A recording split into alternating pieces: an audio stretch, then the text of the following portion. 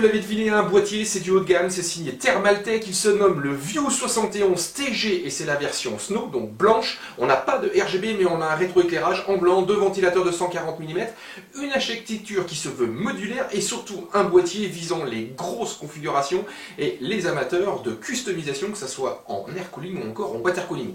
Au niveau de la vidéo, on va faire un petit tour d'horizon de ses principales caractéristiques et on attaquera également ses performances en refroidissement et en silence. Et juste avant qu'on attaque, petite précision, son tarif se situe aux alentours de 180 €. Allez, on se retrouve juste après ça. Assurer les performances de son PC passe par le choix de composants de qualité, comme cette alimentation Masterwatt de Cooler Master. Sa gestion semi-modulière des câbles simplifie le montage et améliore le passage de l'air. Sa certification 80+ bronze garantit un rendement élevé, de quoi faire la chasse au gaspillage énergétique.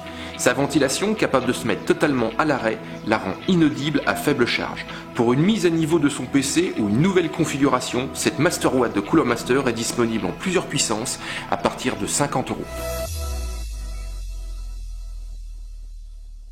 Donc Thermaltake propose ici avec ce View 71 TG un boîtier dit grand format, format grande tour. Au niveau du design, c'est très classique, très sobre, avec un jeu de lignes très anguleuses. On a un châssis en acier, on a également quelques petites touches de plastique. On va retrouver une finition extérieure en verre trempé. Petite remarque, ici tous les panneaux sont en 5 mm et non pas en 4, ce qui explique également ce poids très conséquent. Le boîtier en lui-même pèse plus de 18 kg à vide. Et en plus, au niveau du carton, il y a une petite étiquette précisant qu'il faut quasiment 2 pour le porter puisqu'on a plus de 22 kg avec tout l'attirail pour pouvoir le protéger. Au niveau donc de l'équipement, on va avoir ici un boîtier qui est entièrement filtré, filtre magnétique à l'avant, mais également sur le haut qui vont occuper toute la hauteur et toute la profondeur, et un troisième filtre sur le bas qui lui sera extractible par l'arrière. La connectique, elle est placée à l'avance. On va récupérer un petit bouton reset, des jacks audio micro casque, 2 ports USB, deux ports USB 3, une petite LED d'activité pour l'unité de stockage et un bouton power rétro éclairé en blanc et sur un plan incliné. Au niveau du boîtier, les dimensions 592 par 274 et par 577.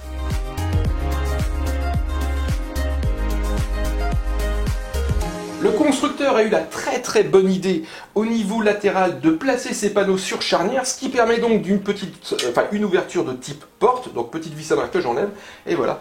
Donc ici c'est assez facile pour accéder directement à la configuration, et on remarque également que ces panneaux en verre sont légèrement teintés d'un bleu. Alors c'est assez logique puisqu'on est sur une version Snow, et la couleur bleue apporte un petit peu de, alors je sais pas si on peut dire froideur, mais un peu de froid, donc qui va dans cette tendance neige et cette finition blanche. Donc au niveau de ces panneaux, ils sont également totalement amovibles. Alors je vais vous montrer, il suffit simplement de tirer et vous pouvez l'enlever. Par contre faites bien attention, c'est du verre trempé.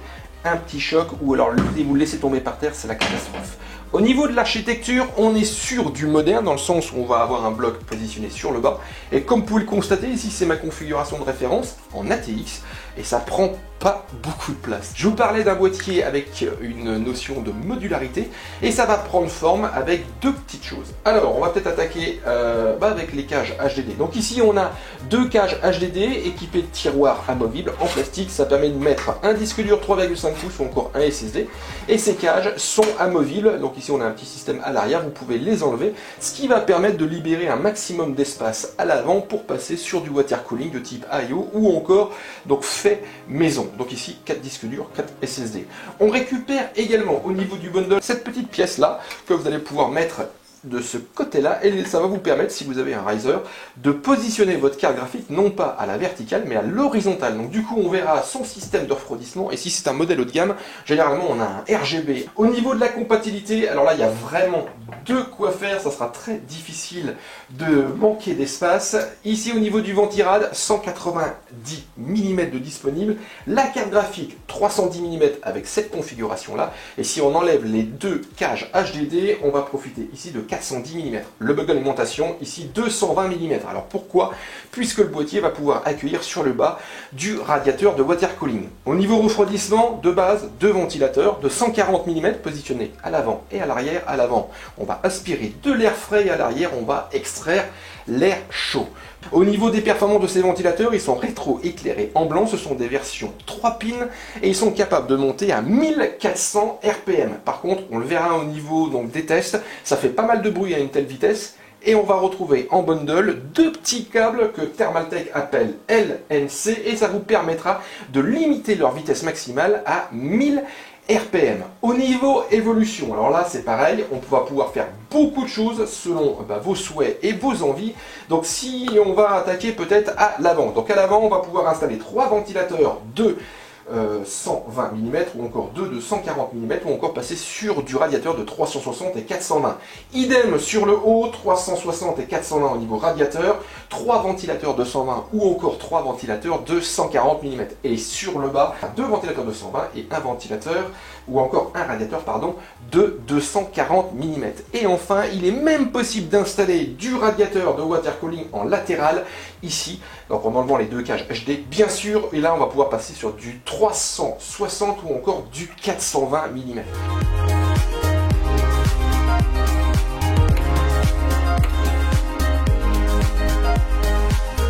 Même système de charnière au niveau du second panneau latéral, bien sûr la vitre est également amovible. À l'arrière on a un câble management assez bien pensé, des attaches câbles qui permettent d'organiser le câblage facilement. Par contre, petite remarque, un peu plus d'attaches aurait été le bienvenu. Par exemple ici, difficile de trouver un moyen de l'attacher, mais bon, on arrive quand même à un bon résultat, surtout qu'en plus, on a un espace très conséquent entre la terminaison du châssis et le plateau à carte mère. Donc vous voyez là, j'ai quasiment la possibilité de ranger tout un faisceau sans trop me casser la tête. On récupère à l'arrière la possibilité d'installer plusieurs unités de stockage. Ça s'organise au niveau de 3 platines avec des vis à main. Alors si Thermaltake parle d'un montage facile, on n'a pas un montage toutefois sans outils. Tournevis obligatoire aussi bien pour un disque dur que pour un SSD.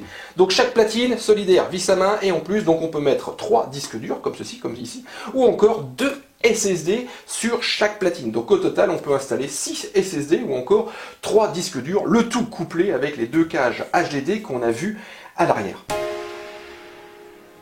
Au niveau des performances, on fait fonctionner tout à fond la caisse pendant plus de 10 minutes et on active donc la ventilation. S'il y a un aérobus, j'utilise les différents profils. Donc ici, il n'y a pas de aérobus, j'utilise 2 tensions, 5, 12 volts.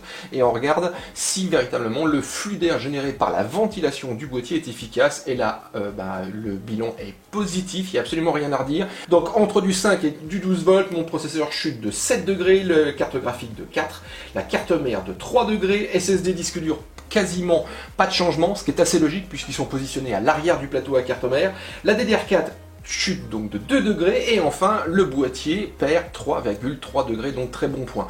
Et ces performances se vérifient également donc avec le refroidissement d'une carte graphique fanless qui arrive à baisser de 15 degrés sa température GPU entre du 5 et du 12 volts. Donc là c'est pareil, très très bon point. Pour vous donner un ordre d'idée, ici la moyenne des performances des boîtiers qu'on a testé depuis 2 ans sur le site se stabilise aux alentours de 82 degrés. Donc ici on est en dessous de cette moyenne là, donc on a un boîtier qui de base a une ventilation plutôt performante. Au niveau de ses nuisances sonores par contre, ici elle se laisse entendre, surtout à haute tension.